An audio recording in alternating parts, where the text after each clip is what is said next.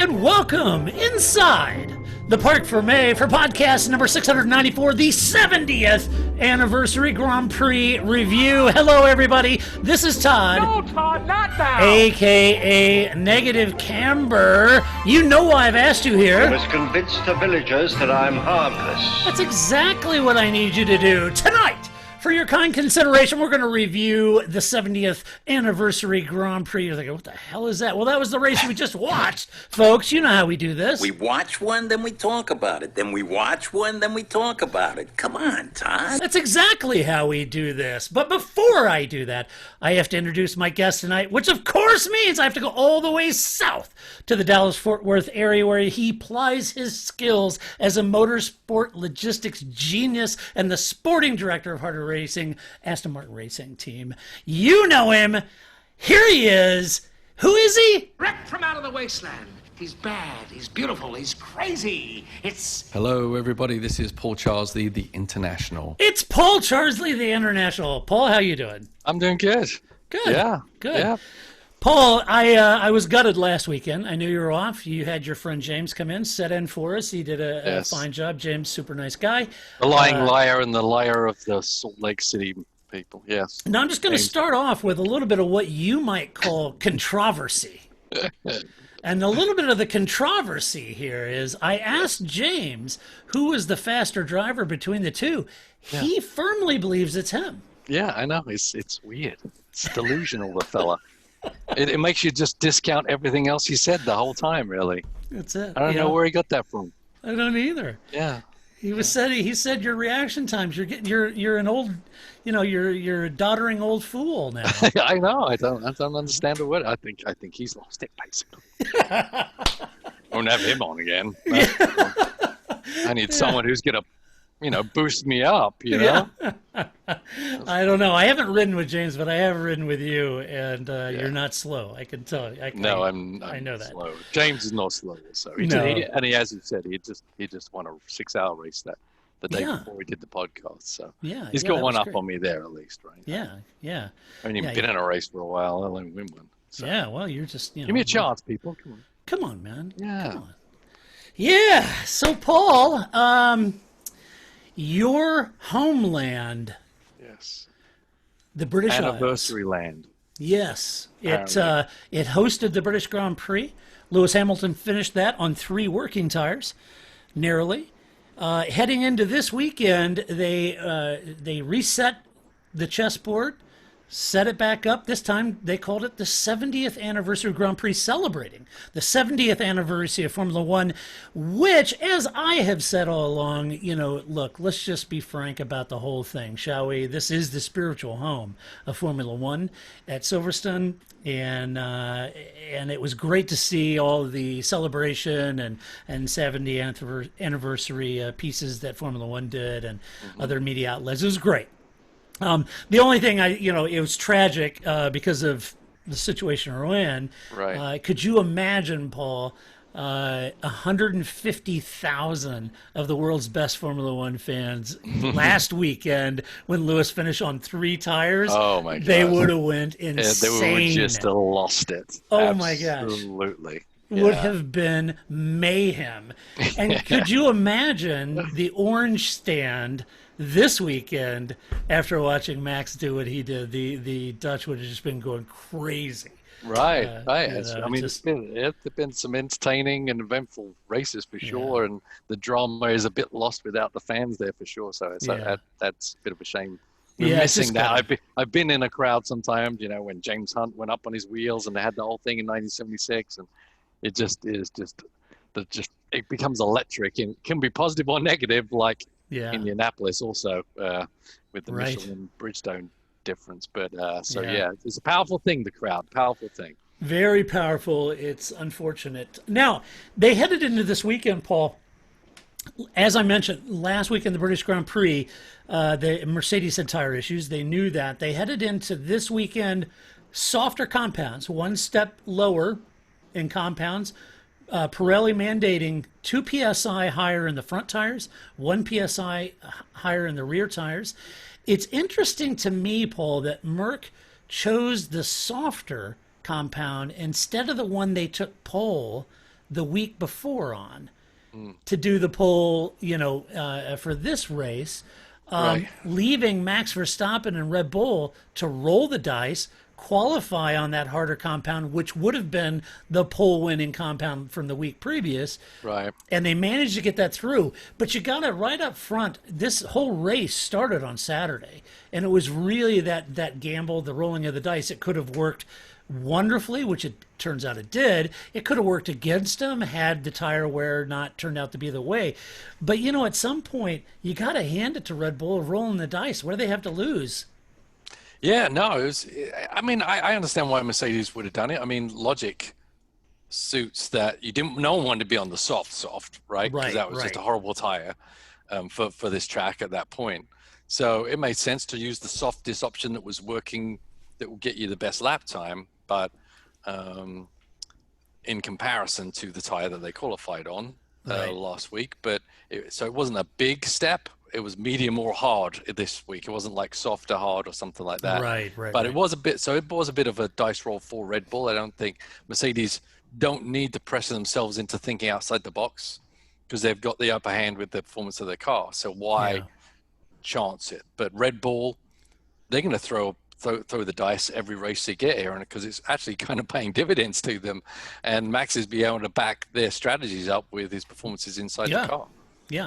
And to that point, Paul, I mean, it's not like, I don't know that was like a big shocker. I mean, let's be honest. They did all that running on Friday. Red Bull knew very clearly that they were gentle on the tires. They ran a lot of laps on the sets. They knew the softs were right out. They knew the mediums and the hards. They weren't chewing them up.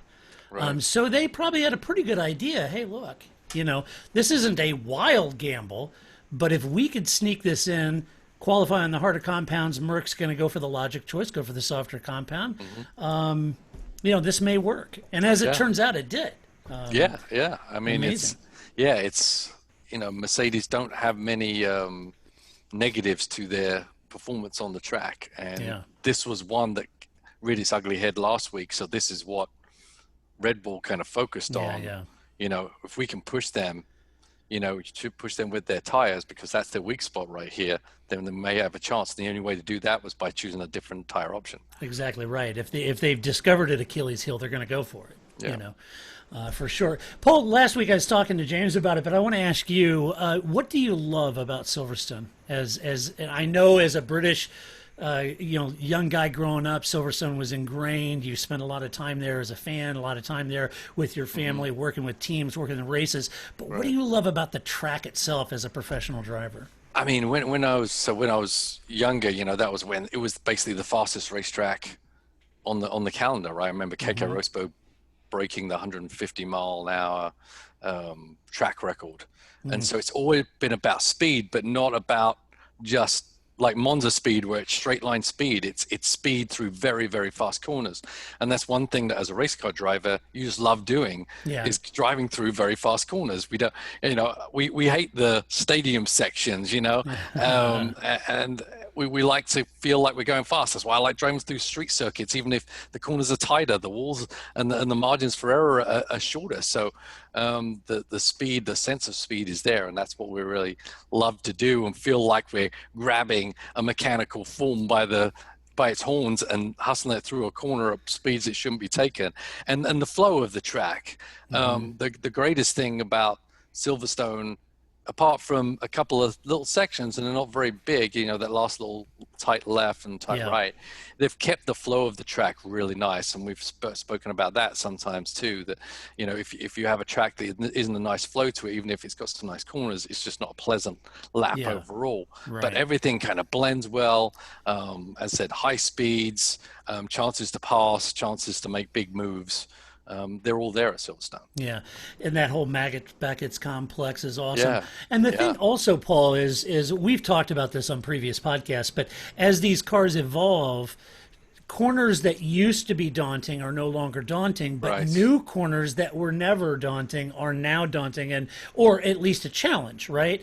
And we talk about spoon curve at Japan. Right. Now that's a booger. right? Right. And I noticed this weekend, I felt like Chapel became the real booger, where they were running wide there, taking as much curb, kicking up dust Right. at Chapel. Whereas Chapel may not have always been this tantamount corner, but this weekend it was a key factor. Chapel was pretty good way back when, but then Yeah. it kind of got, because it's at the end of the whole the maggots section, it becomes Yeah. like the ugly stepchild of that whole section, right? Right, But right. it's difficult. It kind of shuts out and there's a bit, but it is a very difficult part of the track when he's trying to blend the fluidness of the track, and it's all about the exit speed heading down that straight, right? So it's so important. I love Stowe. I still love Stowe. Yeah. I still Yeah. think that's a great corner. When they take some of the aero away, it'll be even better a corner again. But I still think it's still a bit of a beast. Yeah. But it has. I was watching some of the in-car camera from this year, and I'm like, it's not as big as Yeah. even it was 2 years ago, quite honestly. Right. Or when Schumacher went off there and broke his leg. Right, Yeah. for sure. I mean, it was usually a three down 3 gears corner, but it's still fast even when you've gone down 3 gears. So Yeah, it was a for sure. tremendous track corner. Yeah. Oh, that's awesome. Yeah, great track, great event. I thought Formula One did really well to string both of those races together at an iconic track. I thought the celebration of Sterling Moss, the nod to him, and driving the old Moss cars around was great. It was just a great event all the way around. So kudos to Silverstone, to the marshals, the men and women that do that, and to Formula One for hosting both those races, because now you know where we go to. Ready? Oh, Yes. man, you're gonna wear that button out this week. I am. I'm going to wear it out this week. Yes, with a lot of Barcelona talk. But anyway, let's talk about the 70th Grand Prix, 70th Anniversary Grand Prix. We're going to start off with the winner, Red Bull, Alex Albon down in P5, Max Verstappen in P1. Paul, Red Bull's tire choices we mentioned on Saturday forced a hand, good or bad. Turns out it was good, and Max executed perfectly with a strong push in the opening stint and passing Bottas at the first stop. Whether Max was one stopping or two, Mark couldn't be 100% sure, but that put pressure on the team to cover him. By the time Merck discovered that Max wasn't throwing a Hail Mary at that point and actually was two-stopping, his car had come alive and he was able to push with pace and minimal tire wear, and this actually surprised the team a little bit as they still had pace even after the Merck's box for new tires, and this opened up the entire strategy to Red Bull. That whole gambit was open at that point. So the point being here, Mercedes, they knew they had to watch their tires. They didn't know they would have blistering so quick on those tires. Red Bull, knowing that this is their weak link or the Achilles heel, had to push them. In that first stint, starting on the hards, they actually radioed Max, told him to start preservation mode. He said, hell no, we only have one shot. And now's that shot, and I'm not going to drive like a grandma. I'm going to push them like crazy to force them. And even when they did box, Max takes the lead, they come back out. Mercedes still has to drive like hell to try to catch up with Max, therefore getting blisters on their tires again. They read it perfectly. Max executed it perfectly. So it was a combination of a great strategy and Max executing perfectly.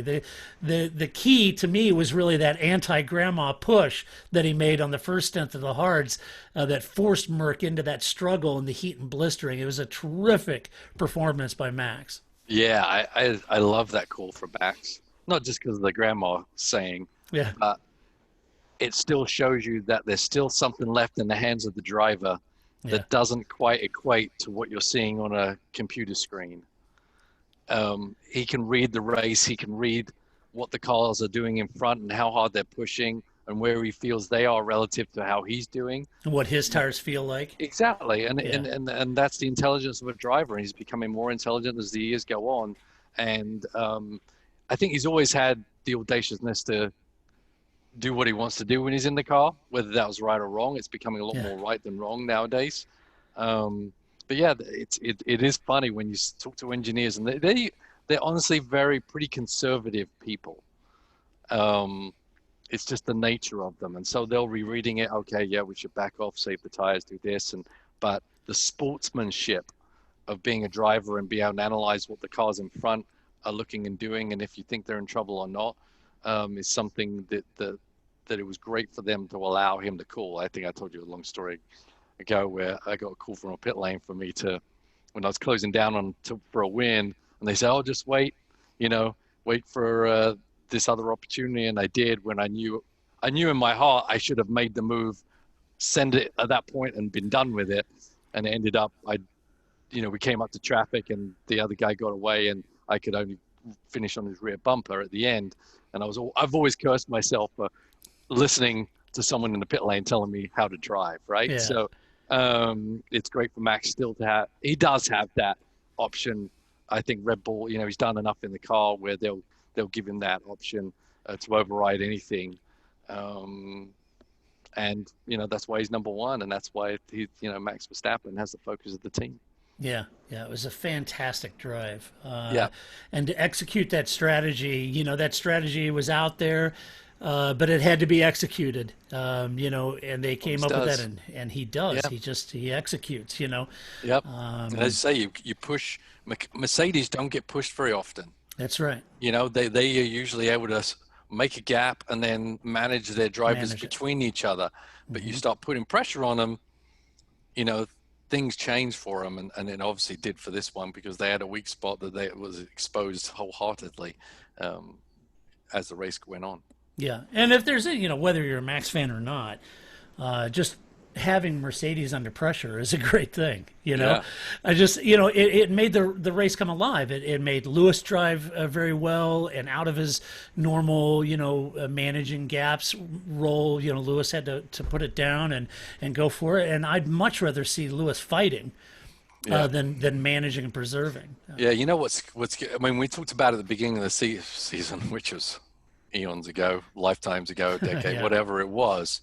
How Red Bull kind of changed their ideology on their car and how aggressive they were going to be with the car at the beginning. They weren't going to kind of ease into a competitive car. Right. And I think it's paying off. Yeah. And I think it may change their approach, how aggressive they are at designing, bringing updates, and attacking at the beginning of the season rather than just taking a steady approach to aerodynamic upgrades, So, yeah. And it's great for us because it's allowed someone to be a stirrer of trouble for the Mercedes group. Right.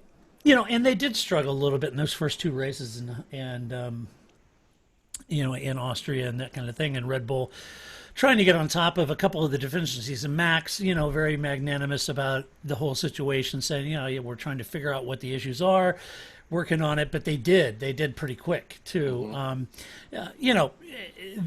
That was standing on to overplay what Red Bull's achieved because Mercedes was clearly struggling. So it was a combination of both. Yeah. Alex Albon had an interesting heads-up strategy, too, as they were struggling in the DRS zones with traffic. And so the team decided to box him early, and that gave him clean air.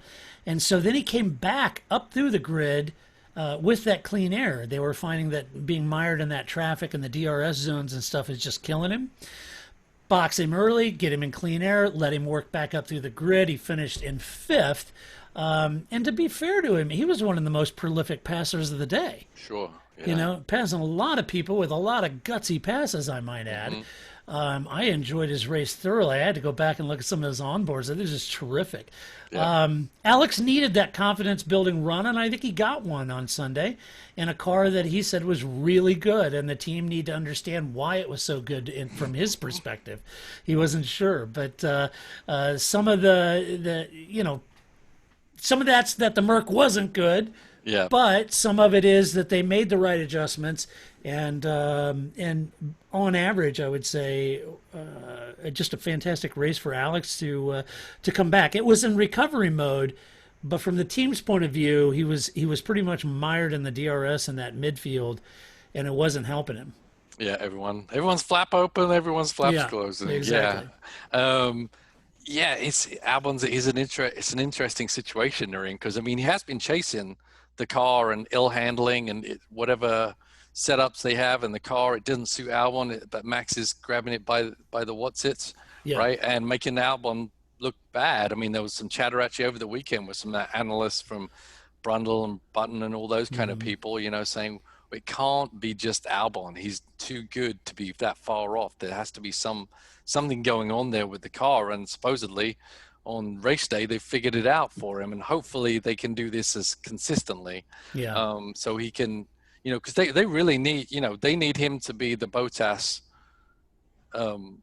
as is to Hamilton as he should be to Verstappen. That's what he needs to do. He doesn't need to beat Verstappen, but he does need to be closer, and he hasn't been closer. And being on the back foot and charging forward is great, but he's still fifth. Right. He's not third. Yeah. Right. He's not second, which is where he should be. And he's had some bad luck where he should have been on the podium twice already. Struggles on Saturdays. Yeah, he does. And he struggles at various other times, but he is a great racer. I mean, he's him and Max have that affinity together, right? They can make passes happen when they want them to happen. And Albon's kind of perfected the outside pass as much as, we like Ricciardo for those kind of moves. He's definitely in that ilk of one of the best passers in Formula One. So that's great, but he has to be to make up for the deficiencies he's having in other parts of the weekend. Right. I don't think they're ready to kick Albon to the curb, but, I'm sure there's always doubts in a team's mind if one car is up here and the other's down here, and he's got a reason for it, but, there comes a point in time where the reasons don't really matter anymore, and the result is the only thing that counts. And so he needs to jump to that point. He needs to get on a podium pretty darn quick. I think he deserves it. I think he should stay at the team, but whatever is going on in the team with the engineers and with Alex and his approach to the car, etc., they need to find out all these positives that they're gaining and to carry them through to the next race and not start from ground zero again. Right. Yeah, and if Dr. Marco is as draconian as some say, it's very difficult when Pierre Gasly's over here, knocking it out of the park. Right. Right. Yeah. So you got to be careful there. Yeah, we'll talk about Gasly later, but that's a good point. Yeah. All right, let's talk about Mercedes. Lewis Hamilton in P2, Valtteri Bottas in P3. Bottas was clearly frustrated, and I got to be honest with you, I think he kind of has a right to be. As the team not only had struggles with heat and blistering, but they sort of, I was watching it unfold, and I thought they're kind of leaving him out to dry a little bit, I don't know. It's kind of bringing him in too early, whichever way you want to look at it. Right, or bringing him out in too early. Perhaps boxing on lap 32 at the same time as Max was good for Lewis, but in the end, it was detrimental to Valtteri, who said that he could have gone longer on that stunt like Lewis did, but the team chose not to. Regardless of my conspiracy theories, the team were experiencing blistering much earlier than most of the other teams, and even after boxing for hards, it wasn't very long before those new tires, started blistering too. And Valtteri said, he just felt like strategy-wise the team was sleeping a little bit or was asleep. Team boss Toto Wolff said that isn't the case at all. That they did make the adjustments to strategy. I would argue, Paul, actually they did make the adjustments to strategy to keep Lewis in second. That's exactly what they did. They didn't make the adjustment to Valtteri's race strategy to keep him in first or second, but they definitely protected and kept him out or boxed him early so they could get Lewis where he needed to be. So that's it's just the challenges of being a wingman. Yeah, it's a tough one, right? Because how are you calling it on the pit wall? Because if you were literally a different team to Lewis, you would have covered Lewis. Yeah. But they didn't cover Lewis. They kind of let the strategy fall where it ended up, right? Yeah. I think Bottas could have finished second and Lewis still would have had third if they'd have done what any other team on the pit wall were doing if they were racing Lewis. If Valtteri's side of the garage was covering Lewis. Right. Not using Valtteri for Lewis to cover Max. Right, exactly, right? Yeah, and I don't think they're outwardly they're trying to get Hamilton to beat Bottas, but I think, I think they're a little, I don't know what they're doing. They're always going to maximize Lewis's finishing position. It seems like it. I mean, but I think it's a little unfair because I think Bottas had a great weekend up to that point. He got the pole and he was flying and all that kind of good stuff. And even if pitting him early was a strategy call and that wasn't the best strategy call as it evolved, they still could have made another call for Valtteri to still finish second, even if he wasn't going to beat Max. Yep. right? But because they left him out there, that he was sitting duck for Lewis at the end. But if they'd have pitted both of them at the same time, like for like, Yep. then, Valtteri would have got the podium, another spot up on the second place. So Right. I don't know. I don't know how everyone else wants to look at it, but seems to me that's how it played out. It's what it seems to me. I don't know. Could be totally wrong, but it's what it seemed like to me. Lewis toyed with the idea of making a one-stopper, but 38-ish laps was a big ask, and the team boxed him with 10 laps. They boxed him 10 laps after Bottas for a run to the podium. Lewis ran down Leclerc for third, and then leapt past his teammate on 10-lap older tires for second place. Lewis equals Schumacher's 155 podium appearances, so not all is lost for Lewis. He still equals a record coming out of there, still leads the championship, and the team says that they have a lot to figure out before Spain in the next week, for sure. If you look at the British Grand Prix with the sidewall issues and the carcass and the deflation of the sidewall, and you remember Lewis getting out and pulling the carcass open where it sort of came apart from the sidewall, and it looked like that's what the issue is. So they come with a softer tire, more PSI, and in that case, it's almost like they were sliding too much and creating more blistering than they were more heat or side load in that tire from the weekend previous. I don't know if that's a good assessment, but yeah, it's a good assessment. I mean, there's definitely a difference between overheating and wearing the tire out, right? Because we saw, they had some pretty nasty looking tires, but it did level off and came back down. So that they're not like wearing the tires out. They're just bringing the tires into a temperature range and a pressure range that they're just not working anymore, and that's really hard to come back from when you're trying to push and stay ahead of people. So, and which is a mismatch in interiors or exterior pressures and all that, and temperatures, etc. So it's just something that Mercedes have to get their head around on how to manage that tire a little better in those conditions. Yeah. I don't know much more to say about that, but it's that sliding on the tire as you're going into the corners, that tire sliding, which gets the temperature up on the surface of it, creating that blister. Right. It's right? Yes, kind of but like the weekend previous, it like was a blister on your foot, right? You don't lose right. you're not going through all the way to your toe when you get a blister. It's just right. the surface bubble. And that's from sliding the car. But the weekend before, it was the amount of downforce. They weren't sliding as much. Right, it was the sidewall deflection. Yeah, deflection failure. of the sidewall. Yeah, exactly. Right. And that was, so it's an issue. 2 weeks ago, it was downforce, pressure of the downforce on the tire and the sidewall and the low PSI. Then they come with a softer compound. They inflate them more. It isn't so much the downforce. Even if you just dialed downforce off, now you're sliding. And that sliding is blistering. Yeah, and overheating the tire, even if, even the pressure, the upward pressure can just overheat the tire in a straight line. It doesn't even need to be sliding. But a tire behaves a certain way at a certain pressure, and you go a bit out of that sweet spot, and you can lose massive time. Yeah. And also then you're abusing the tire.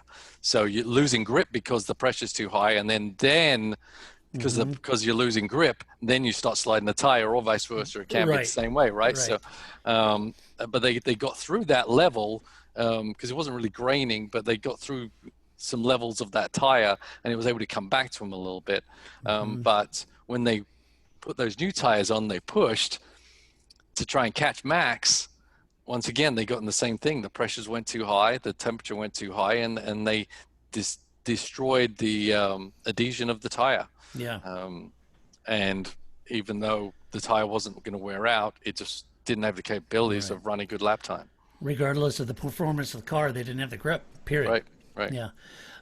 Somebody asked on Twitter that none of the news or the commentary team during the races, or nobody was mentioning anything about DS and its possible role in this. And I thought, well, it's a good point. We would talk about it on the podcast. The thing I would say about DS, the dual axis steering for Mercedes, somebody asking, well, is that why they're having all these tire issues? Because that, I would argue, no, it's not because of that, because they don't have to use it. Right. It's the car's set up with negative camber on the. Let me put my hands over here. So the car's set up with negative camber, and they don't have to use that, which is moving that camber in and out.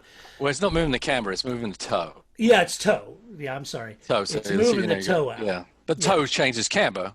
Yeah. But to a degree, but it's really about changing the toe so you put more temperature in the tire. But you're right. If they don't have to use it, it still should be an aid for them. Honestly, right. No matter it shouldn't be a detriment. They can choose to use it, or they can use it in a different way to kind of help manage the temperature of the tire rather than the other way around. Realistically. Right. I would suggest that if they were running high tire temps, they wouldn't be using it because they have no need to generate tire temp. They're already running high, so they're not going to be using that system.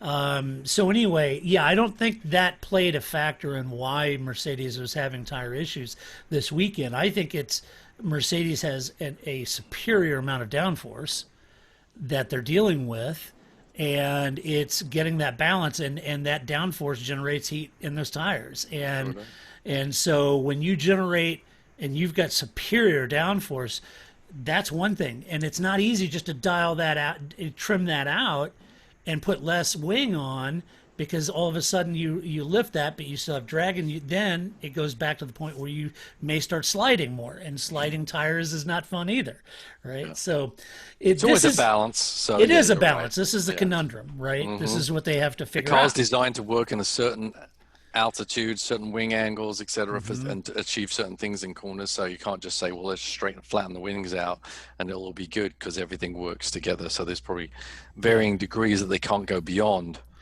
Right. There's a certain window they're all, optimized for, and so I would think that that's going to be one of the challenges anyway over the next week, is to figure that out.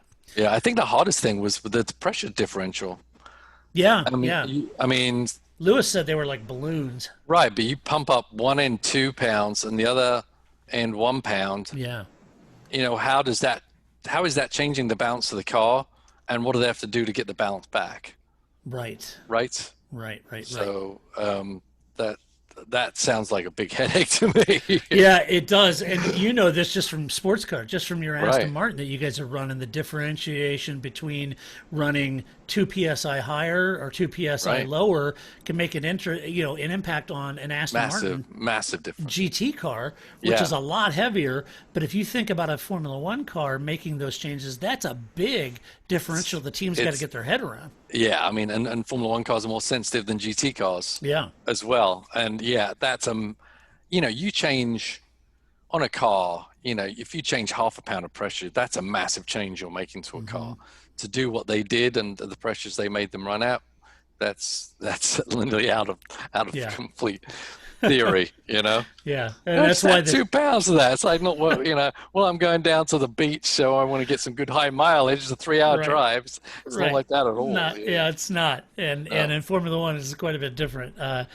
And they were arguing, and this is like the same PSI you'd run in your road cars. They were not happy with it. Yeah. And that's why teams aren't happy when they add PSI to protect a tire. They don't like that because it's such a radical change to the performance. But in niceness to Pirelli, they are protecting their tire. Yeah. And after the debacle from last week, they didn't want to repeat performance. No. You're in a no-win situation. Being the single manufacturer, right? Yeah, you are. Yeah, you got to do that, and they got to protect. What they don't want is a safety issue with tire carcass issues. They don't want delaminations. They don't want sidewall failures. So they're going to increase the PSI, and they're going to do those kind of things to prevent that. Not only just to cover their own butt, but for a safety reason, because going 180 miles an hour, having a sidewall blow out is a very bad situation. Right, and every tire manufacturer is in the same boat. They're all protecting their image. Sure. They feel like if they make a statement for protecting their tire, all things are the same to every car, but every car reacts differently to those changes. They do, yeah. All right, let's talk about Ferrari. It's always a big emotion. Charles Leclerc, P4, Sebastian Vettel, P12. Leclerc said it felt like a victory to him, And as the only guy to really make that one-stopper work well, he should be happy, having started down the grid. Down in, I want to say, 8th-ish, but it was no match for Lewis on fresh tires, clearly. And clearly no match for just outright pace early on either. Despite that, Charles drove a very good race, made a one-stopper work for the team. Said that last year, Paul, he knew his weak point last year was tire management, and he knew that. And so he's worked on that, and he said he pressed the team really hard this weekend to do a one-stopper because he wanted to make that work, and he felt like he'd improved his tire management and really wanted to make that work, and he did. Arguably, he got up to P4, not quite a podium. Maximized the performance for sure. That's right. That's right. Yeah, and so for a P4 in a car that doesn't have a lot of interest in running up there, it was a good run. Yeah, and remember when Charles came into Formula One, he had a real struggle with the tires initially. Yeah. I mean, he couldn't, find his way around the track really without spinning because he didn't really understand it. And he evolved, and by the end of that first year, he was a lot better with the tire, and his performances really started to surge. And it's an ongoing thing, right? He's a young driver still, and he's evolving and he's learning, and it's great to see him pushing the team, who in turn are going to be having to push him to make these kind of situations work. And for him to do that against his weakness is great. I mean, it's just going to give him more tools in his little cabinet, right? And he doesn't seem to be too much under pressure from Vettel anymore, so he's kind of free to experiment just a little bit at this point. So no, kudos to him for getting out of his comfort zone and giving him some more, as I said, tools in his chest that he can pull out once the car becomes more competitive, or to get a better result out of the car now that maybe it doesn't deserve through regular car against car, lap for lap pace. Right. Sebastian said that the team had to move the second stop forward due to the traffic he was in, and while that was frustrating, he let the team know it on the radio because he came out in traffic. His spin at turn 1 certainly didn't help matters, and he took a lot of curb there at the beginning, it looked like, and he spun around. It makes you wonder, Paul, you tweeted this, will he actually see the end of the season with Ferrari? I don't know. Yeah, because you said, hey, at this point, I think the team would probably be looking at Hulkenberg to replace him. Right. I mean, Hulkenberg made a great debut, and they know there's a solid driver that could replace him and do the job. The struggles of Vettel are tough to understand, but when you make statements like that over the radio, that is not a very smart thing to do, I don't think. You made a massive mistake that puts you all the way at the back. And then to make a statement like that, I just want to know you messed up with the strategy, trying to make up for a massive error. It's not just a minor, it put him on the back foot a little bit. It put him on the back of the friggin' grid. Yeah. And I don't understand. I would be very coy at that point and sheepish and just doing whatever and wouldn't be able to say a thing inside the car after making that kind of mistake. So I don't understand it, but he's obviously got he's running out of friends at Ferrari, and that's kind of why I made that statement. It's like, if you're going to make statements like that, you're kind of pretty much asking for it, right? Yeah. You're asking for no help from the team internally, and possibly, a replacement before the end of the year. They've got nothing to lose at this point to keep him on if he's not performing, and then he's abrasive at best. Yeah, it's difficult. The commentary team were quick to say that Seb, and they even intimated, as you mentioned this about Alex Albon too, they just said that both those guys are mentally struggling. I don't know. Look, I'm not a psychiatrist. I'm not going to will out a leather couch and set these guys down in there and diagnose them. I don't, I think they're both facing their own situations for that are, very complex. And certainly if you're Sebastian heading into this year and then never having a contract negotiation and told that you're out, that's got to be a little difficult mentally to manage and stay motivated for. And I understand that, but they're also, they both drive for teams that are wholly committed to their teammates. Right. Right. So, the car doesn't suit them. And so they're all saying, well, it's mental. I don't think it's 100% mental. There's something going on with these cars. They're not comfortable in there, not suiting their style. And they're, in Seb's case, there's not a frantic, move on Ferrari's part to cure his ills. They're making sure Charles is happy. He's their guy. I don't know, but anyway, it might be mental head games within the team between what's going on. And in Seb's case, that's the first time I've ever heard him say anything negative about Ferrari. When he came to the radio and said, you screwed this one up. I don't know. It's unfortunate. I'm with Martin Brundle. Sebastian Vettel can drive a race car, and I know that firsthand. And there's something going on here that isn't just Sebastian's got his dauber down or he's over the prime. There's just an entire ecosystem of support, of desire to solve the ills, whatever it might be, and part of that could be his motivation. He could be mentally checked out. There's a combination of elements in my mind that sees Sebastian finishing P12. It's not just Seb, it's not just Ferrari, it's a combination of things. Yeah, it's tough. I think there is something wrong with the car. Yeah, I do too. I don't think it's all Seb. I think it's some of it Seb, and I think he doesn't make matters better for himself by what he's doing. He's had, I don't know how many of these spins he's had where he's been on the inside and he's checked up as he comes out on the exit, and he comes off where in my opinion, if you're in that position coming off a corner, then you're the one that actually should have the advantage or be most likely to make it out of the corner. But he always seems to check up and spin, and I'm not sure why that happens to him versus anyone else, but it's definitely something that's been ongoing, and it's been a steadily decline. And obviously it's very glaring when you're driving the Ferrari and you're Seb Vettel and you do it. So I think there probably is something wrong with the car, but then I think I read that the team were considering changing the chassis if it was decided that was the issue. I don't know why they would even consider it, and they don't just do it. Yeah, I mean, why not? Why not? Yeah. Either to expose that Seb really doesn't have it, or to get the team further up the grid. And to that point, Paul, there's been some talk say, well, they don't care. They're sticking Seb on the bad strategies. They're not trying to help him. They're just leaving him out. They don't care. That's not true, because Ferrari needs the points, folks. Right. They don't want to come fourth. I tell you that. No. It's millions of dollars. Having Seb finish out of the points, very bad for Ferrari. All right. Regardless of how they feel about Sebastian, having him finish out of the points is hurting Ferrari more than it is Seb.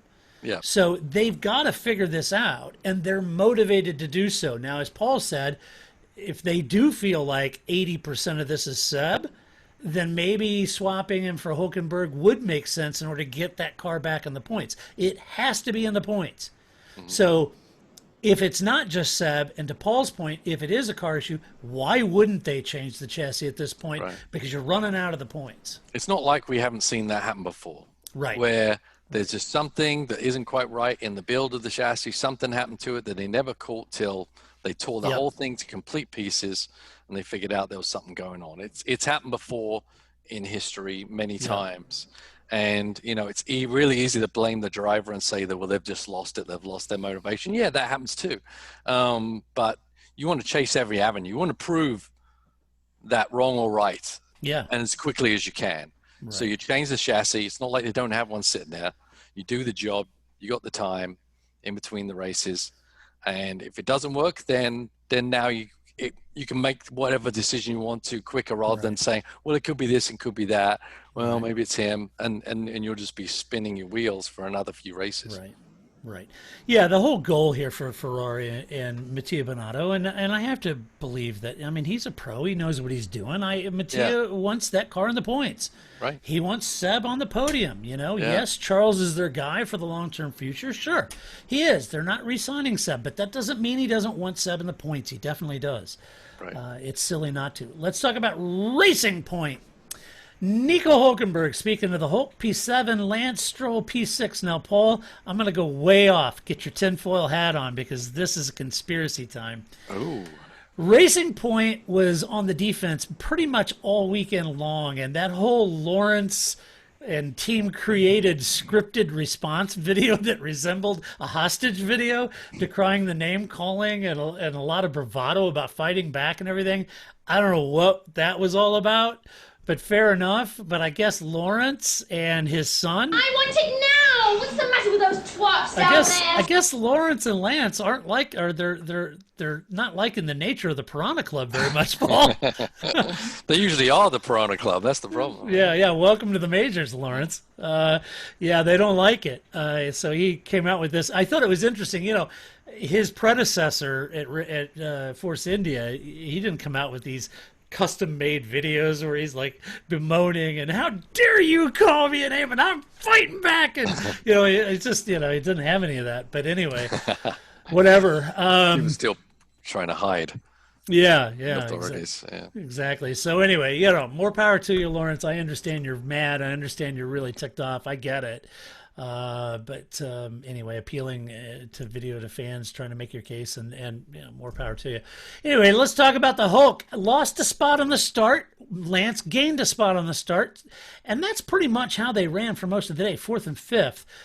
It was that late race pit stop for Nico that had me wondering why. You had Nico running 4th, you had Lance running 5th. The team and Nico said that his tires spiked in temps and they weren't sure that they would last the rest of the race.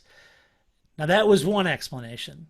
Now, we all got Chandhawked when Karun said that he thought they boxed him because they were scared of Albon's closing pace. And I'm not sure about that, Karun, because with the remaining laps you had left, if Albon's closing at a little bit quicker per lap, okay, whatever. Hold your track position and make him pass you. Right. But you don't just seed the position and hope you can make it back with 4 laps to go. Which was impossible. Yeah, that doesn't make any sense to me. And why would you box the guy that's even further up the road? Yeah. Why wouldn't you box Lance? Right. If you were worried about that. So that whole thing didn't make sense to me. So what did I do? Well, some questions. I went back to the onboards and I watched 10 or so laps. In-car analysis. Exactly. Oh, nice. Exactly. And I watched all of the Hulk's onboards and Lance's onboards about 10 laps before Hulk boxed. All right. So, yeah, I spent a little time on this. So I went back and I watched that. It looked to me, you could argue, you could see a little patch moving on his front left a little bit that almost, in my mind, looked maybe like a little bit of graining or something, but, that's kind of how a tire works. Yeah, patches, they move as under load in the tire. That's a normal thing. Yeah. So you'll see that dark patch move across the tire, and that's normal. So there was a little bit of that in the front left. The front right didn't look too bad. You could argue maybe there was a little small possible blister. I don't know. It didn't look, but if they were struggling, you would have seen this. And there was none of this. Sorry for listeners. I'm doing this for video. There's no seesawing of the wheel. He looked the same all those laps all the way up. His steering input was the same. I didn't see any, catching the rear ends, none of that. He looked planted like he had for the 10 laps previous to boxing. I could be totally wrong, but it seems very convenient to me with the time that they had in hand to the rest of the field to box Nico and hand that spot to Lance. Yes. I think that's what the team did. Yeah, I mean, whether they did or they didn't, their answer would be the same, wouldn't it? And, Nico would have to say the same thing, whether he was pitted to give Lance more points on the table because, Lance is in it for the long haul and Hulkenberg is just a replacement driver, right? And, I didn't see what Hulk said about it, if he looked like he was upset about it or not. I don't think he's necessarily that upset because he's, he never thought he was going to be in a Formula One car again. I think he likes the opportunity and if one of these opportunities comes up again, he doesn't want to be the sore loser guy that no one wants in their team. You know, he could be racing this week if Perez still isn't fit. But if he started making a fuss about it, then that wouldn't happen. So it could be either or, really. But I personally wouldn't have pit Hulkenberg unless it was a dire circumstance, because whether you did or you didn't, he was going to end up in the same spot at that point. You lost points. Why not roll the dice just a little bit and see if it lasts? Because if it really does get a lot worse, and I can't remember what the lap times were at that point, but if it does get a lot worse, you pit and you end up in 7th anyway. So there was no downside to it, I don't feel. And if you got Lance playing pickman at the back and Albon's chasing, then Lance is a pretty difficult guy to get by. I'm sure Lance could have made it difficult and ultimately still kept a racing point up in 5th place.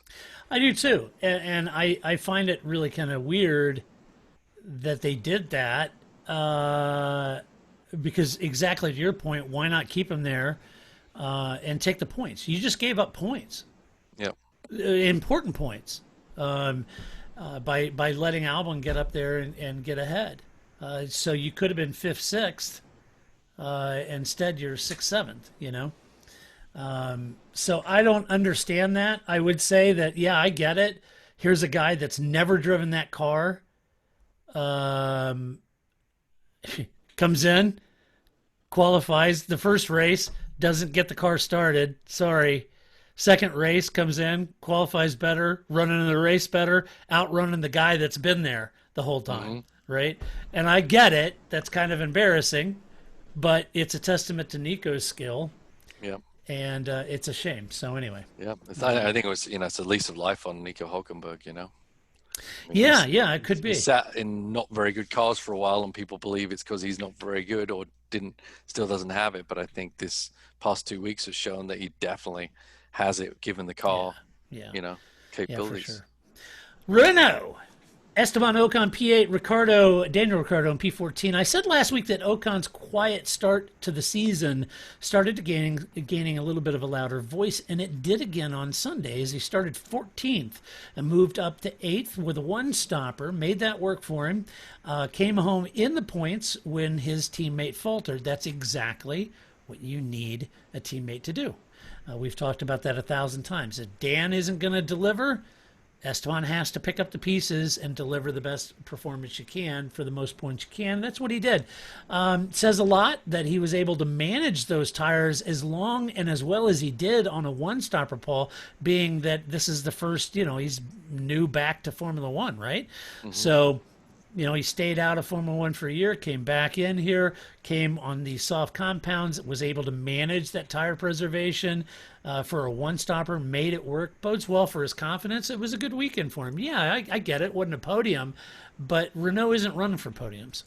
No, I think they had more in the car. I don't know what happened to them this weekend because Dan I do too. Was flying. But yeah, Ocon, he's done.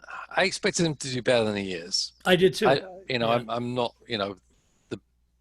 Ocon's the next world champion kind of statement, but I definitely think he's a handy driver, and he's every bit as good as Perez on a given day, who I think hold highly. But he's still working his way in it. We still need to see an electrifying performance by him. And I think we've seen some electrifying from Ricciardo, even if the car isn't the best, isn't the most consistent. Maybe it's only quick on a Saturday, not on a Sunday. But I think we've seen more out of the Renault from Ricciardo than we've seen out of Ocon so far. Well, it's a great point because Dan had a good start, but as the race went on, things just turned sour as his second set of mediums were difficult to manage, and he eventually spun in turn 3 defending against Sainz, and that put him out of the points. It was a tough result, really, for him because he qualified 5th, an outright pace, Paul. Yeah. And then that's to your point. They left a lot on the table because you say, well, we've seen some good performance out of it. We did. We saw it this weekend. Yeah. And we saw it for the first half of the race. But it was like when he got those second tires on, it just lap by lap, he got slower and slower. He just he seemed to struggle. Yeah, I mean, and that honestly happens sometimes. You actually don't get the best set of tires. Yeah, and that maybe that's what it is, or maybe they got the pressures wrong versus those set. But I thought Ricardo was fantastic during most of the weekend. The qualifying, I mean, he was, as I said, I was like, wow, I never expected the Renault to be even close to this at any point during the season. And he was doing it. So it was really disappointing to see him fall back so far. So obviously that second of tires, whether it was a team-induced setup deal or just evidently a bad batch of tires, I don't know, but it definitely put him on the back foot, and he never recovered from that. So after a spin, especially, obviously. Yeah, it's tough. I really thought he was going to do well. Yeah, or better than that anyway. McLaren, Carlos Sainz, P13, Lando Norris, and P9. Carlos finished in the same spot he did last week, but even though he had a good start and good first stints, they had a wheel gun issue, Paul, during that stop, put him back in the pack a little bit, and then he was out of the points, and it was tough to regain any position from them. I'm not sure what exactly the wheel gun, but I was a little worried. At that pit stop when they came in and they released him, there was one guy over tapping the head of the guy on that wheel gun. Like, did you get it on? And I was worried that they may not have got that wheel nut totally on, but they did. But there was a delay, and I would say that cost him time. I mean, it wasn't that slow. I was just going to say it cost him some time, but I wouldn't say that was really his biggest issue of the weekend. Right. I just think the car just lacked pace on these tires. Yeah, for sure. I mean, both of them, Norris just eking into the points. Not what we're expecting from McLaren nowadays. Yeah. Would have been a good result 2 years ago, but yeah, exactly right. We're expecting him to be fighting with 5th and 6th. So the car obviously isn't suited to this track very well. Or it's this set of tires or whatever you want, whatever the issue is. But struggling to get in the points. One little issue in that midfield pack just pushes you. Yeah. In that DRS train, like Albon got stuck in, right? Yeah. And you could be stuck there for the whole race. Right. Yeah, and Lando said, I gained a spot, so that's good from where I started. But they really struggle with it. And like Mercedes, they just seem to struggle with that hot weather, those soft tires. And I'd say equally, they've got a lot of work to do before Barcelona because, they're trying to run best of the rest. And they had been doing better than this. At previous races, so this was a little bit of drop in performance. I wasn't what expecting. spec tire are they having at Barcelona? Do you know offhand? I can't remember. Are they bringing this same? The hardest compounds on offer. Hardest, okay. The top hardest, the top three hardest. Yeah. Let's see. Alpha Tower, Daniel Kvyat in P10, Pierre Gasly in P11. Daniel had a tough qualifying session. Needed to redeem himself. He did. Executed a two-stop strategy pretty well, claimed the last point on offer in P10.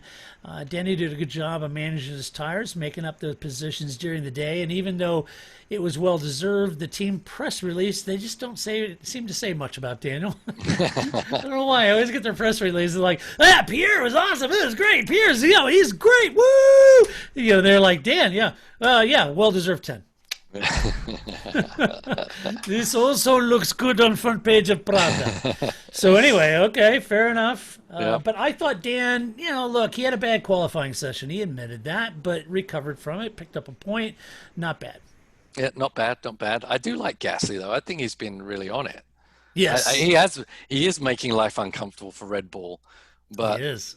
What do you do? Because they sent him up there and he kind of outthunk himself. Vapor-locked. Yeah. And do you do it twice? Do you try it twice? It's tough. I don't know. But he's, looking at him from now, if you didn't know what happened previous year, you'd be like, why isn't he at Red Bull? Yeah, why isn't he at Red Bull? I really loved was that tennis ball thing he did as a warm up. Yeah, wasn't that great? That was awesome. Yeah. So basically setting up to get him in tune with peripheral vision and movement, for the start of the race, right? Because you start the race, you get your mirrors out. And I'm going to use that, by the way, the next race we got with the Aston Martin team. I'm going to get the boys to do that because I really liked it. Heavy into it. Yeah. Huh? Heavy into it. I'm going to have you into it. Just for fun. Yeah. So get me to it, I'll be like, but just the idea of it was great because I said it's peripheral vision, being able to react to things that aren't quite, right there in front of you. Yeah. Before the start of the race, exactly how it is. And then, we did the left, they did it right, there's the boat, and then we got it. Okay, let's go race. Let's go. Yeah, it was fantastic. It was great. Yeah, Pierre he had a really good first stint, Paul. Yeah, he was flying. And he's right. The team called him in too early. trying to cover Albon, and Pierre said, I don't know why exactly we did that, because we weren't racing Albon. And so trying to cover him didn't make sense for them. So he said, I came in too early. I lost positions. His second stint was rife with blistering and just, he couldn't make it. Truth be known, he'd have been higher than P10. I think he would have either had P10 or P9. Yep. He was having a great race. And I'm elated for Pierre because, like you said, he went to Red Bull, got ground in that machine. I told James last week, there's a common theme here. Pierre goes to Red Bull, pressure, vapor locks, sent back down. Albon goes to Red Bull, was doing well at Toro Rosso, goes up to Red Bull, pressure, vapor locking. I don't know what kind of pressure they're getting at Red Bull, but they're not getting at Alpha, and they're able to flourish at Alpha. And look at Pierre, there's less pressure, and he's running really well. And I love to see that career salvaged, in that sense. So we could be harsh about a Helmut Marko, and I'm sure he is pretty, straightforward guy. But, Daniel Kvyat is back.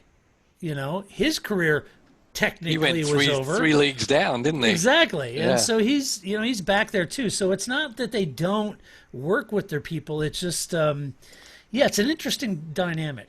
It is. I was actually Dan Tigham, who got fired, from Red Bull fairly recently, and now he's in F2 doing actually rather well. I'm like, are they going to rethink that one too? Because Albon was thrown out of the Red Bull program and got brought back in too, right? Yeah. So they do have a history of, letting people go and letting them flounder, and then seeing how they work outside their situation. And Gasly may be up against a brick wall, if Albon does good enough that they don't want to risk sending Gasly up, because Albon isn't. I don't think Albon's had the vapor lock the Gasly did have. No. So Gasly may have to move out of that situation to move up the grid.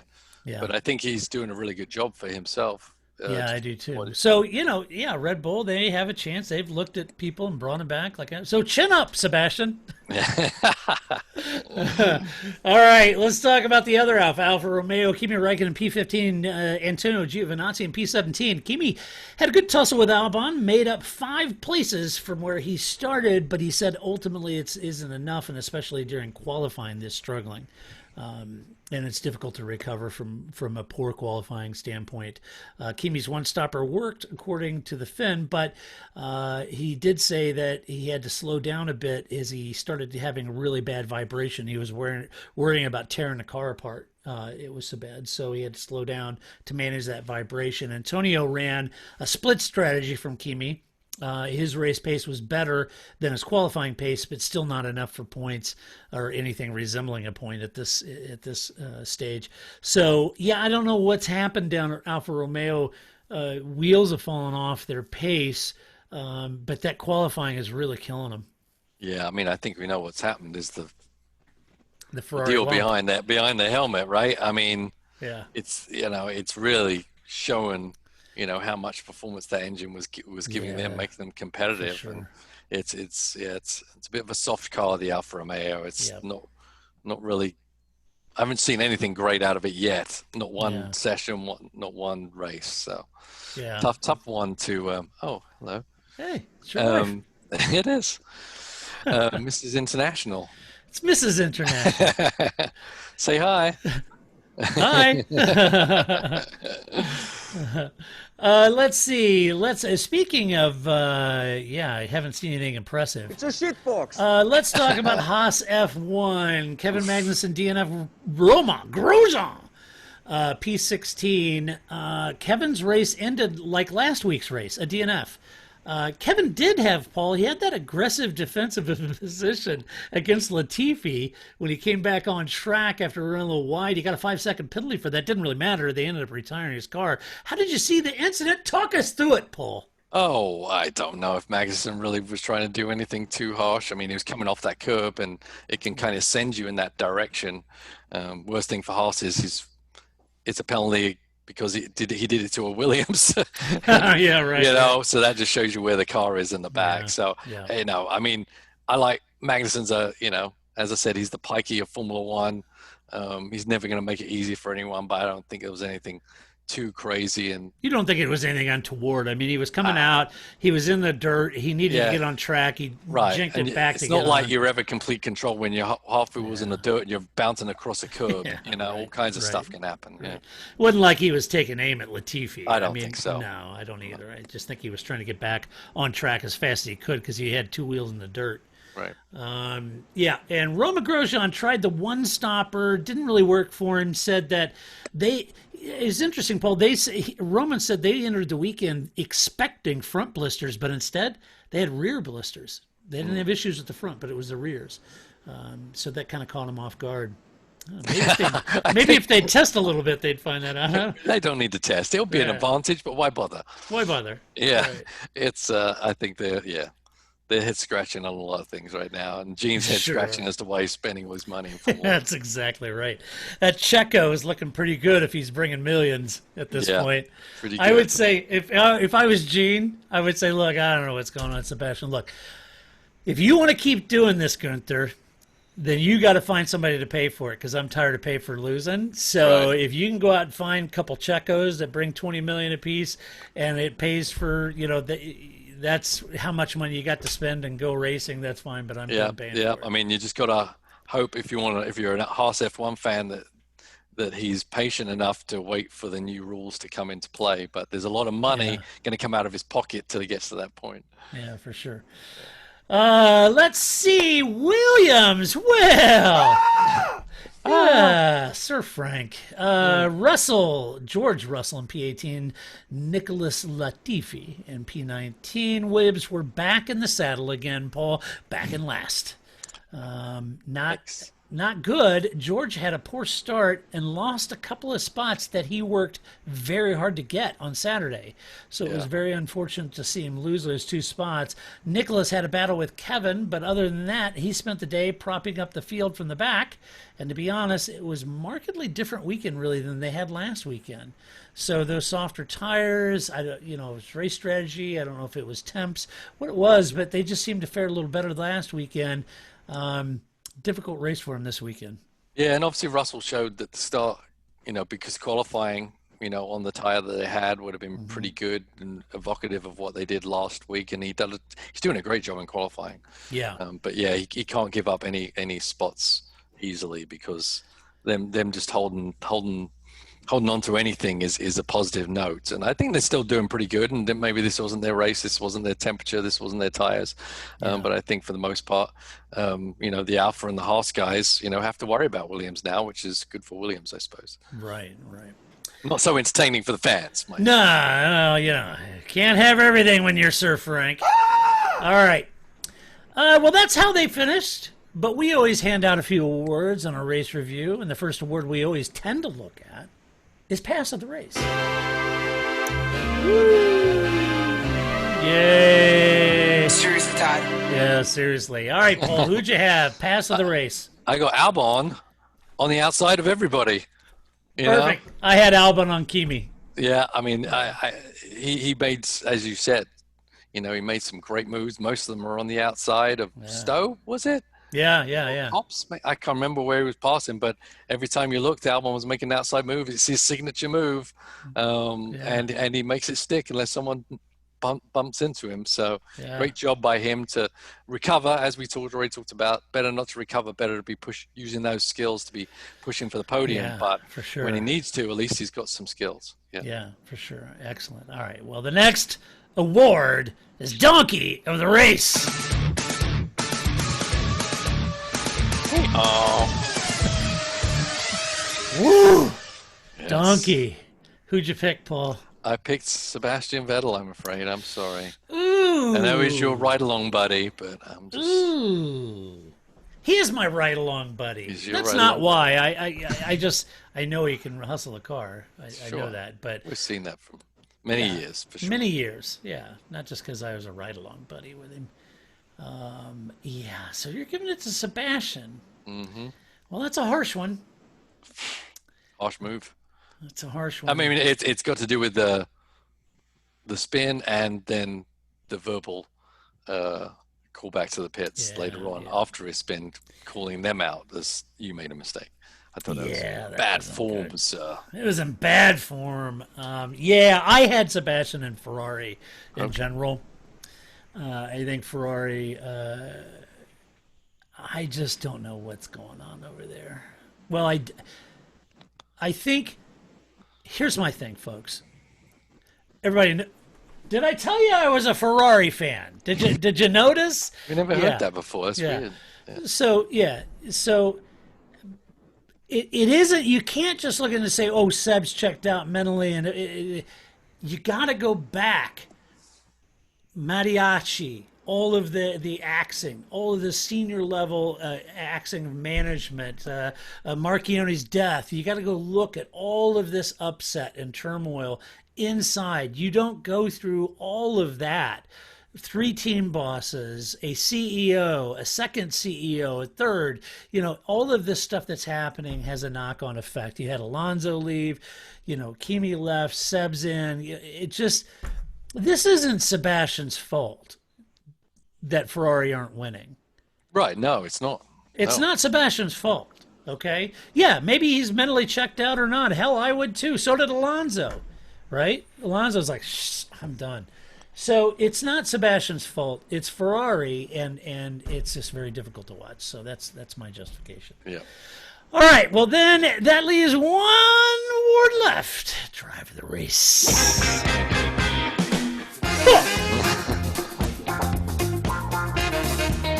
Yeah. Get down, Paul. Get down. All right. Drive the race. Who are you giving it to? I got to give it to Max. Lewis Hamilton. Oh. Really? Okay. Got to give it to Max. I mean, Absolutely. execution and top speed, massive. Big race for him. Absolutely. There's no doubt about it. That's exactly who I gave it to as well. Crazy Max was after that, so can't let anybody pass. Crazy Max. Crazy Max. Mad Max, yes. Over-exuberant Nico Rosberg. Yes, the young Dutchman was a bit annoying out there today. Yeah. I hate those things, by the way. I do too. Those Yay! things. Yeah. Everyone's like waiting for it to be on the screen, and then they're just freaking out like a maniac. It's like, please stop. It's crazy. Just stop that. Just stop. Yeah. You should just have somebody going. Yeah. Just wave. Or Jackie Stewart, sipping on a Heineken. Got a Heineken there. Got his Rolex up in the image there, sipping on a Heineken. Yeah, Is it Heineken? Heineken, yeah. That's whatever. It's in a green bottle, Paul. Don't drink it. That's the Chinese version, I think, the Heineken. Yeah. Heineken, yeah. It's a cheap budget version. Yeah. Of a cheap budget beer. Weird. Yeah. I broke down, Paul, and had a Modelo over the weekend. I know that's going to upset you. No, that's okay, yeah. You like a Modelo? I like them in a pinch, sure. Yeah, in a pinch, sure. Sometimes you don't need everything, Yeah. in your face. Sometimes. Yeah, right. Sometimes a light, Yeah. Much better than a Corona. That's what I'm telling you. Yes. All right, let's do a mailbag, shall we? We got a good one. You've got mail. Okay, so Pat Goodman sent Pat sent an email and said, "What the hell's going on with your website?" And I'm glad he did. I spent all weekend redoing the entire website. Oh, fun. Yeah. So I wanted to make it cleaner, quicker to load, all that good stuff. And he had to go and flush the cache on his system, and then it corrected that problem. So anyway, he posted this. I'm going to paraphrase. He was talking about, Pat did sort of a dissertation on tires and what they experienced with the delamination and sidewall and the centripetal force that they experienced, and then versus this weekend with the temperatures and the surface temperatures and the blistering. And it's a really good question. But at the end, to sum up what Pat is really kind of asking is he kind of examines what was going on with the Mercedes over the last 2 weekends and what they were experiencing, kind of like you and I did earlier in this cast. But at the end, he was saying, hey, both these failures indicate that the teams do not communicate calculated loads to Pirelli. My questions are, what data do teams share with tire suppliers to ensure race results? And is this not a way in which suppliers can skew race results by favoring one team requirements and not another? And it's a great question, Paul. I thought, and he led this off. This question isn't for me. Yeah. Because Pat knew I wouldn't know. So Pat's asking, these are questions for the international, aka Paul. So walk us through it, Paul. Yeah. So it's an interesting dynamic when you're in most series are now, which has a single manufacturer, and the single manufacturer sends, various personnel out to a team or a group of teams, etc., to monitor their tires, make sure everything's correct if there's any issues or feedback. But obviously there's a big part now where the manufacturers are telling teams minimums of what they need. It's not just up to the team to figure it out and and then just report back, oh yeah, they were only 14, they were only 15. The Pirellis, the Michelins, the Pirellis, they're all making a mandate of minimum pressure to protect themselves, protect their reputation. So your Heart of Racing team, your Aston Martin Heart of Racing team, has a Michelin person. Has a Michelin person. And that we person used to comes actually. down. Now with COVID, they don't actually have. But before this whole thing, you'd have a person assigned to your pit, right? And they're out there. They kind of have free reign to check what you're doing. Anything tire related.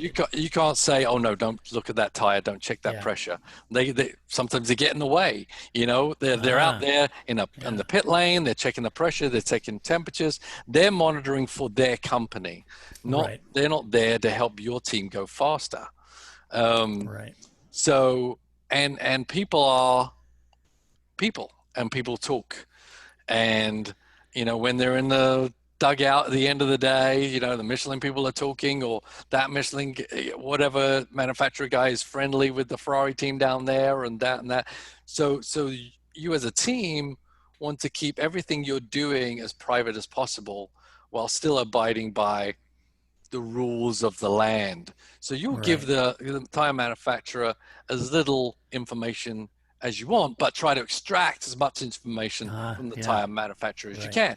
You've got your own tire guru within the team. You're not asking the manufacturer rep to give you a good pressure to start at and what's going to really give me more grip. You keep that internalized. So because it can get out to other teams. And as I said, that person, and also the reps on pit lane have very varying degrees of experience. Sometimes they're just someone to take a pressure and write it down and not ascertain what that is or what it would do to the car or anything. They're just a notator of data. Right. So, other times you have like a seasoned professional that's been doing this for 20 years and knows everything about a tire. Yeah, and so some of them will have different ideas on what's important and not, and what's reasonable or not within the spectrum of what the manufacturer has said. As I said before, every car behaves differently on a different pressure from that tire. So if a 17 works good on an Aston, it may be horrible in the Ferrari. So we're all fighting to get that right balance for our car and get the most out of the tire for our car. And sometimes that can fall above or below these parameters that the manufacturer sets. So as little as information as you can. But get all the information from them for your benefit. But a team internally is deciding what's best for the tire and what's fast for the car, and they do not want to send that out to as fewer people as they can possibly have. Good point. Great question, Pat. Thanks for doing that. Great question. Great question. If you have a question for us and you would like us to answer it on the podcast, if you go to the website, theparcfermé.com, at the top of the menu, you'll see F1, other racing, TPF shop, and then on the right-hand side, it'll say mailbag. If you click on that, it will go to a post. And in that post's comment section, just leave your question in the comment section, and I check those weekly, and we'll put them on the podcast, and our very own Paul Cherson will answer them. So that's right. Just don't ask me. I just started racing iRacing this week, so don't ask me any tips on that. I need tips. Send me tips on that stuff. Well, Paul, I won't be asking you any questions about that. Yeah, it's interesting. My son got this old gaming computer figured out. I was like, maybe I can actually have a computer powerful enough to run it. So I tried it. It's pretty good stuff. Good. That's fun. That's great. Yes, I know. I get a lot of criticism. Yeah, no, it's funny. I get criticism. Every once in a while, somebody will send me like a review or something that somebody has of our podcast, and so it's like, well, the host is clearly doesn't know what he's talking about, and he's anti-sim racing. And it's like, no, I'm not anti-sim racing at all. It's just not my thing. But I'm all for it. Go for it. I think it's great. I love it. I think it's fantastic, and people. To do, you don't like it to watch. We know no, that. I don't like it to watch. I don't mind doing it. It's fun. It's awesome. I don't mind doing it at all. I think it's great. I just don't like to sit around and watch it. That's it. So if you misunderstood my intention, I apologize. Yeah. So everybody's like, oh, this podcast said, this about you or that about you. Folks. I wish I had time. I wish I had time to listen to all the other F1 podcasts. I honestly do not have time to do that. So let me just make this easy for everyone. Every other F1 podcast is galactically better than this one. There, end of argument. All right. I don't believe that's true. Well, that's whatever. I'm done. I don't need to listen to the other ones. I know. I'm not in a pissing contest with other F1 podcasts. I don't care. We don't need to do that because that's not important. It's not. Yeah, it's we're professionals. We rose above it. We all have things. I'm not into that. We all have things. Yeah. We have things. We have our own milieu, if you will. There we go. We don't appeal to everyone for obvious reasons.